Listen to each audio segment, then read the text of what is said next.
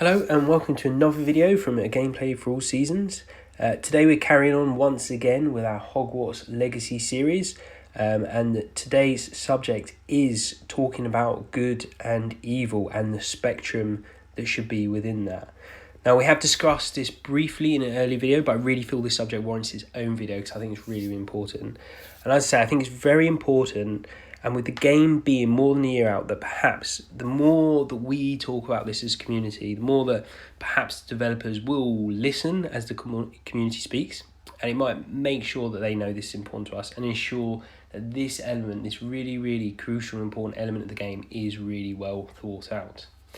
Now, I've got a long history of playing games where the morality system, the good, the bad, has been either good or not so good. I would go very much on the side of most not being that great. I remember a good few years ago playing Knights of the Old Republic 2, which I have to say is a fantastic game, and it's one that has a morality choice all the way through. Now, I can't help it. Every time I play a game, I always kind of approach most of it thinking, what would someone like Han Solo or Indiana Jones do? That sort of lovable rogue type character. So, don't take yourself too seriously, maybe be a bit witty.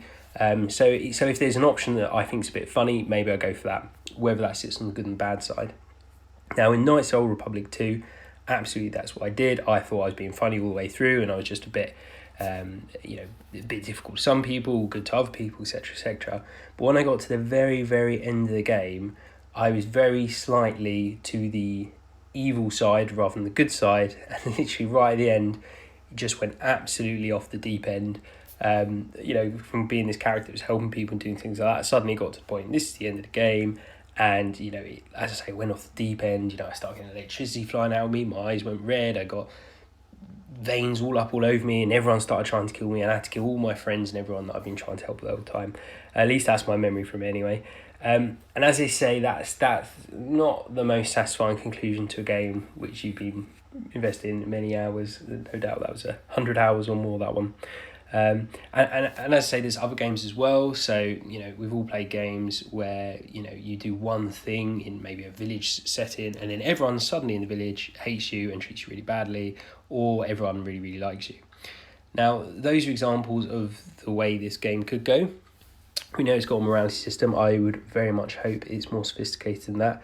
And as I say, the thing I think is worth discussing and putting out there more, making sure that potentially people listening, the more the community speaks about it, is the fact that it really, really should be a spectrum. So, you should have, some people can be good, some people can be extreme to the evil side, and then right in the middle, you've got this whole range that, you can go to the end, you can be middle, and maybe some people like you, some people don't. Maybe you can be a bit good, maybe you can be a bit bad, but it doesn't have to be right over one side or the other.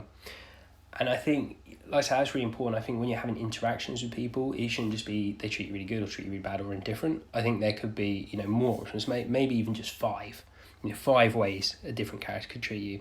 Good, bad, completely indifferent to you. They kind of like you and kind of don't like you. That at least offers a bit of spectrum, and obviously the more you do that, the better.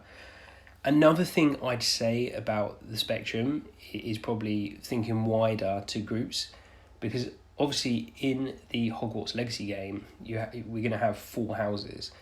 So a slight concern could be, will they just treat everyone in a house like they're all the same as each other? So, for example, everyone in Slytherin's evil, everyone in Hufflepuff's really good.